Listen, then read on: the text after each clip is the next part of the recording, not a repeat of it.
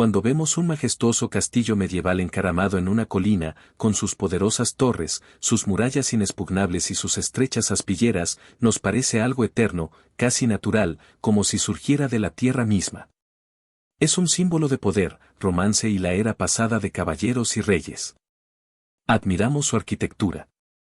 Imagínense la fiesta en el gran salón y los asedios que ha soportado por nosotros. El castillo es el resultado, una leyenda grabada en piedra. ¿Pero te has preguntado alguna vez a qué coste se construyeron estos gigantes de piedra?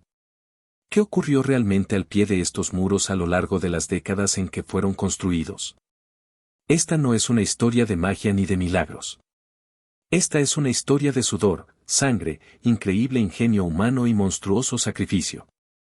Es la historia de cómo miles de personas, con nada más que sus manos, herramientas primitivas y fuerza de voluntad, crearon las estructuras más complejas y duraderas de su era. La pregunta sigue siendo, ¿seríamos capaces hoy, con nuestra tecnología y conocimientos, de repetir esta hazaña si estuviéramos privados de grúas, excavadoras y computadoras? La respuesta está en 10 datos sorprendentes y a menudo impactantes sobre la construcción medieval que cambiarán tu opinión sobre cómo se construyeron estos monstruos de piedra.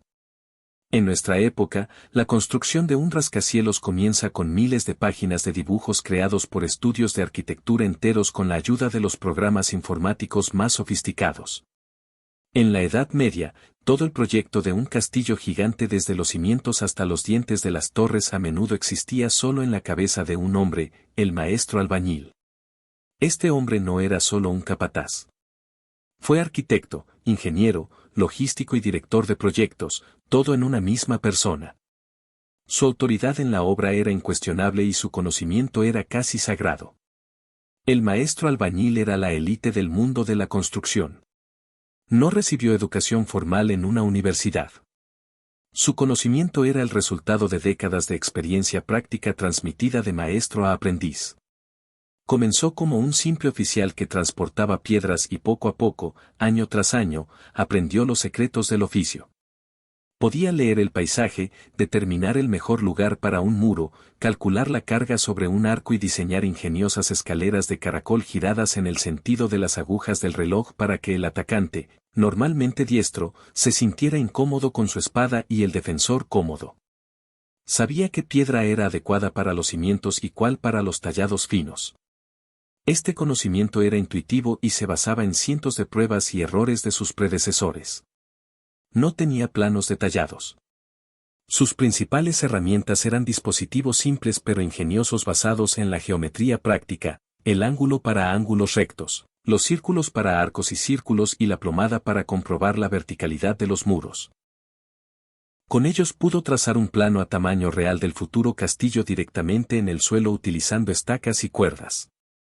Para elementos más complejos como los nervios de las bóvedas góticas o las tracerías de las ventanas, utilizó un suelo de calco, un gran suelo de yeso liso en la logia de su taller. Allí, de rodillas, dibujó plantillas en tamaño real que luego fueron transferidas a tablas delgadas para uso de los maestros canteros. El maestro cantero era un especialista itinerante. Grandes artesanos como el famoso maestro James de St. George, el genio salvador que construyó una cadena de castillos en Gales, incluidos Carnarvon y Harlech para el rey Eduardo el Helecho, fueron estrellas internacionales. Los reyes y los duques se los arrebataban unos a otros, ofreciendo enormes sumas de dinero por la época. El salario de un maestro cantero podía superar al de un caballero. Fue recompensado con tierras, casas y ropa cara. Pero él no se sentaba en una oficina. Estuvo constantemente en el lugar de la construcción supervisando personalmente cada etapa, desde la colocación de los cimientos hasta la colocación de la última piedra. Tenía que gestionar cientos y a veces miles de trabajadores, resolver disputas, realizar un seguimiento de los suministros y los presupuestos. Él fue el único responsable del resultado. Un error de cálculo podría haber provocado el colapso de la torre y su propia muerte, tanto física como profesional. Este sistema, basado no en cálculos formales sino en la experiencia de una comprensión profunda, casi mística, de las propiedades de la piedra, hizo posible crear estructuras increíblemente complejas y duraderas. El castillo no era solo un conjunto de murallas y torres. Fue la encarnación de la visión y la voluntad de un solo genio cuyo nombre a menudo permaneció a la sombra del nombre de su poderoso cliente. Admiramos la altura de los muros del castillo y la elegancia de las torres, pero no vemos lo que se esconde bajo tierra. Pero fue allí, en la oscuridad y el barro, donde se decidió el destino de toda la estructura como resultado de un trabajo titánico. Los artesanos medievales sabían que un castillo es tan fuerte como sus cimientos. Y se necesitaron años de trabajo duro, ingrato y peligroso para preparar esta base. Lo primero que había que hacer era elegir el lugar adecuado. Un acantilado rocoso era ideal. La roca en sí misma sirvió como una excelente base para la defensa natural. Pero si el castillo fue construido en el plano, comenzó una verdadera batalla con el suelo. Primero se cavó una zanja enorme. Esto fue hecho a mano por miles de personas usando púas primitivas. Palas de madera con puntas de hierro y cestas de mimbre en las que se sacaba la tierra. Para construir un gran castillo fue necesario mover millones de metros cúbicos de tierra. La zanja podría tener entre 10 y 15 metros de profundidad y entre 20 y 30 metros de ancho. La tierra excavada no se desperdició. Se utilizó para construir una enorme muralla en el lado interior del foso, creando un obstáculo adicional. Si el paisaje lo permitía, el foso se llenaba con agua del río más cercano, convirtiendo el castillo en una isla inexpugnable.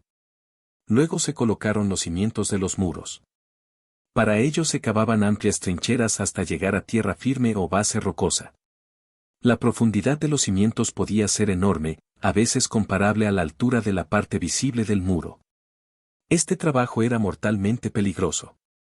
Las paredes de las trincheras se derrumbaban constantemente, arrastrando consigo a los excavadores vivos.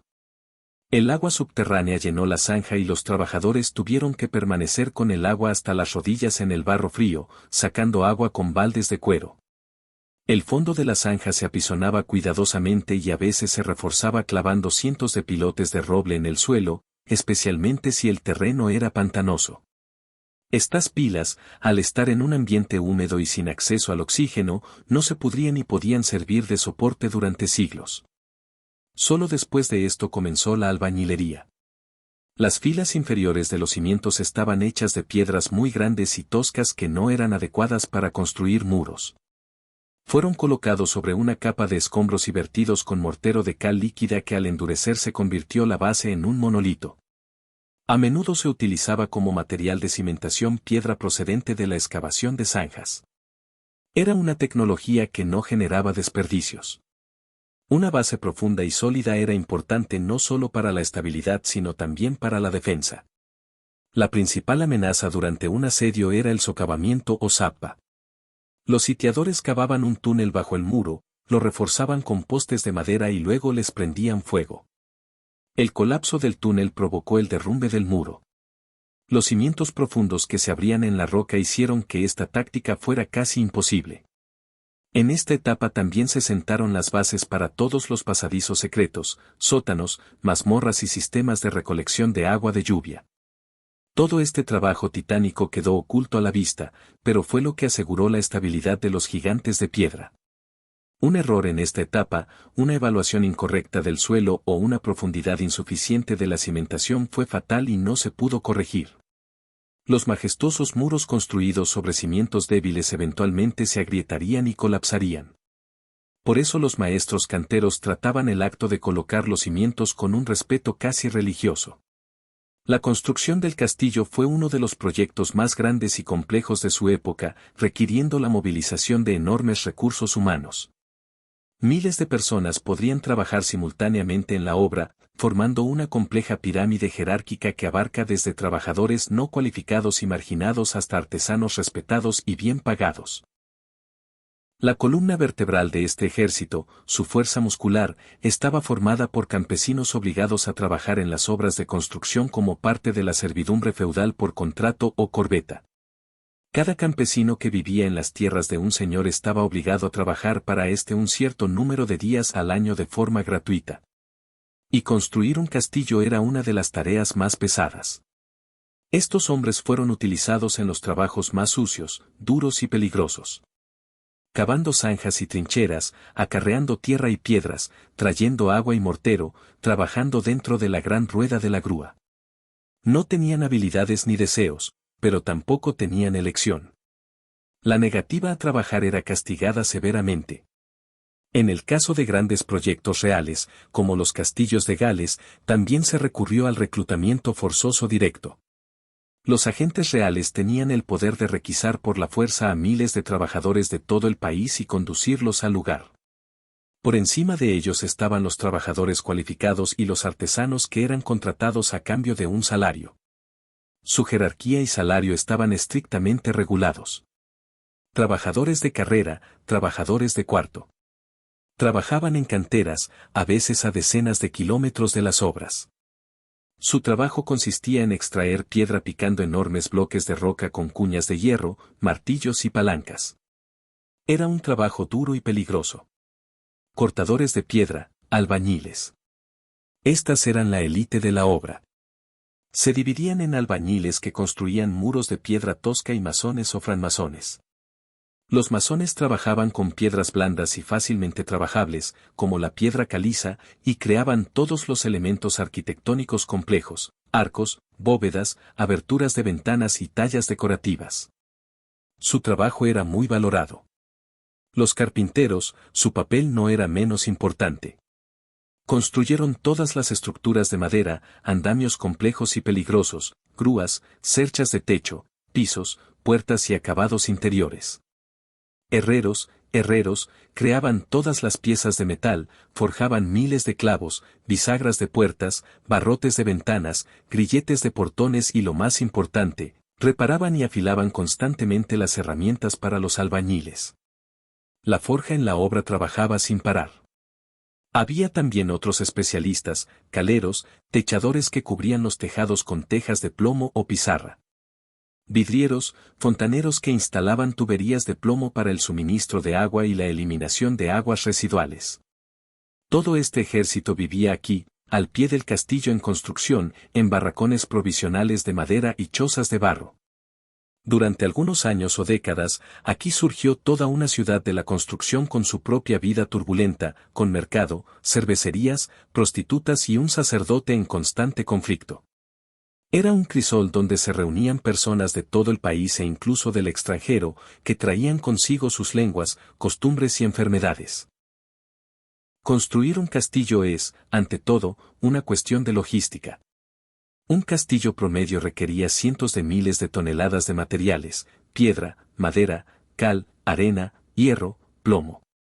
Llevar todo esto a una obra en construcción, a menudo situada en una colina alta o en un acantilado sin tecnología moderna, era una tarea de increíble complejidad, una auténtica pesadilla logística, que exigía una organización ingeniosa y un trabajo inhumano. El principal material de construcción fue la piedra.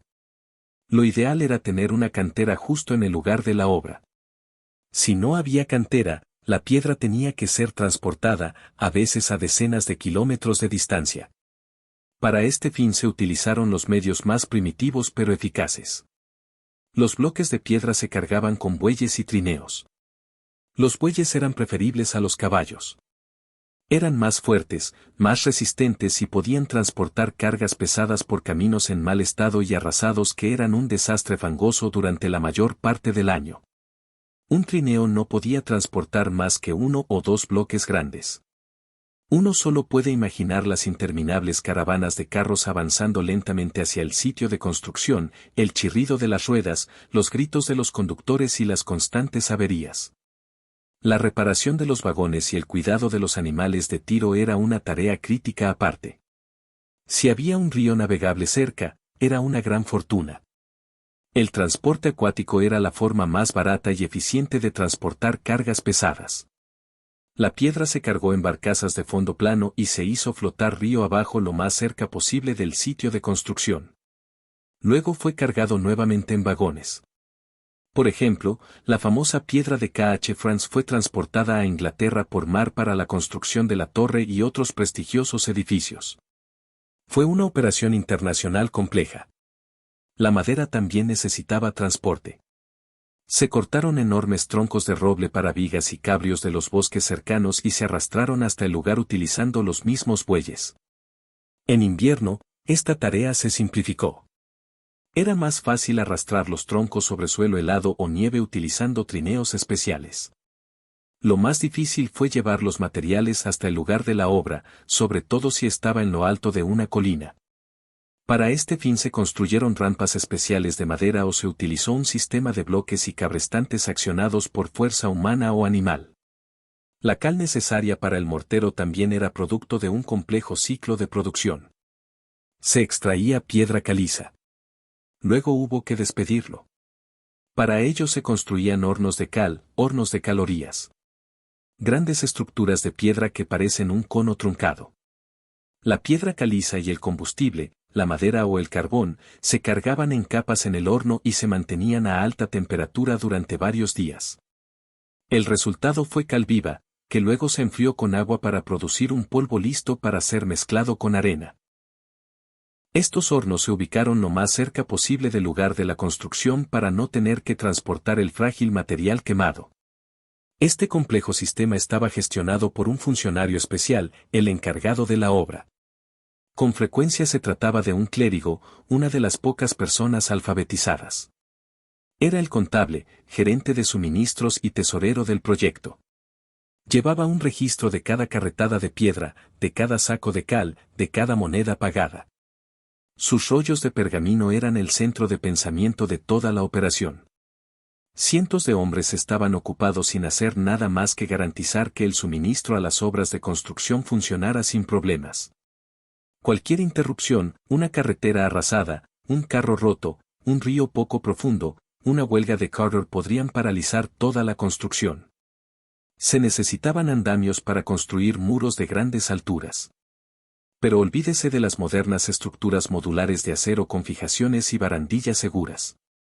Los andamios medievales eran estructuras temporales, destartaladas y mortales hechas de cuerdas de madera que envolvían el castillo en construcción como una telaraña. Trabajar en ellos fue una prueba diaria de coraje, suerte y sentido del equilibrio. El andamio fue construido por carpinteros. Estaban formadas por postes verticales y vigas horizontales formadas por largos palos. A menudo pino o abeto. Estos postes estaban unidos entre sí con cuerdas hechas de cáñamo o cáñamo pelado. Rara vez se utilizaban clavos porque el hierro era caro y sería difícil quitarlo una vez desmantelado el andamio. Los nudos de la cuerda estaban empapados y estirados por el clima y había que revisarlos y apretarlos constantemente. Toda la estructura crujía y se balanceaba con el viento, viviendo su propia vida aterradora. La estructura del andamio se integró en la propia pared. Durante el proceso de albañilería, los albañiles dejaron agujeros cuadrados especiales en la pared. Agujeros para troncos de put. Para hacer agujeros en los troncos, se insertaban los extremos de vigas horizontales en estos agujeros, sobre los cuales luego se colocaban tablones de madera. Esta fue la principal plataforma de trabajo. Era estrecho, irregular y apenas cabían 2 personas. Por supuesto, no había pasamanos ni redes de seguridad. El único soporte era la propia pared. A medida que el muro crecía, se construían los andamios moviendo las vigas cada vez más alto. Subir estos andamios era en sí mismo una acrobacia. Los trabajadores subían por postes verticales o escaleras destartaladas, con el riesgo de caerse desde la enorme altura. Trabajar en una estructura así era increíblemente peligroso. Una fuerte ráfaga de viento podría hacer oscilar toda la estructura y derribar a una persona. Una viga podrida podría romperse bajo el peso de una piedra o de un trabajador. La cubierta mojada por la lluvia se volvió tan resbaladiza como el hielo. Las caídas desde andamios eran una de las causas más comunes de muerte en una obra en construcción. Un paso en falso, un momento de vértigo, bastaba para caer desde una altura de 10, 20 o 30 metros. A pesar del peligro, la vida bullía en estos cadalsos. Los albañiles estaban colocando piedras. Los trabajadores transportaban mortero y pequeñas piedras sobre sus espaldas o con simples cabrestantes manuales. Todo esto ocurrió a alturas vertiginosas, bajo el viento, la lluvia o un sol abrasador. Este trabajo diario requería no solo habilidad, sino también nervios de hierro y una total falta de miedo a las alturas. La tensión psicológica era enorme. Cada día, el trabajador miraba el rostro de la muerte. Una vez finalizada la construcción del castillo, se desmontaron los andamios y los nidos de dedos en las paredes se cubrieron con piedra o se dejaron. En muchos castillos, todavía hoy se pueden ver cicatrices mudas, evidencia de la peligrosa tecnología que les permitió existir. ¿Cómo se levanta un bloque de piedra que pesa varios cientos de kilos o una enorme viga de roble hasta lo alto de un muro en construcción? Para este fin, los constructores medievales utilizaban potentes mecanismos de elevación. La cúspide del pensamiento de ingeniería de aquella época. Pero la principal fuerza impulsora detrás de estos mecanismos no era el vapor o la energía eléctrica, sino la fuerza muscular humana bruta transformada en potencia de elevación efectiva. El más impresionante de estos dispositivos era una gran grúa de ruedas. Se trataba de una gran pluma de madera montada sobre un plato giratorio que permitía mover la carga no solo hacia arriba sino también lateralmente. Pero su elemento principal era una enorme rueda de madera similar a una rueda de hámster de hasta 4 o 5 metros de diámetro. Dentro de esta rueda, pasando por encima de los peldaños de madera como si fuera una escalera sin fin, caminaban una o dos personas. Su andar hacía girar la rueda que a su vez, mediante un sistema de ejes, enrollaba una cuerda con una carga atada a ella sobre un tambor. La física de este dispositivo era ingeniosa. El gran diámetro de la rueda creó una palanca enorme, permitiendo que la fuerza de dos hombres levantara un peso que no habrían podido levantar con una puerta común. Era una máquina ingeniosa pero infernal.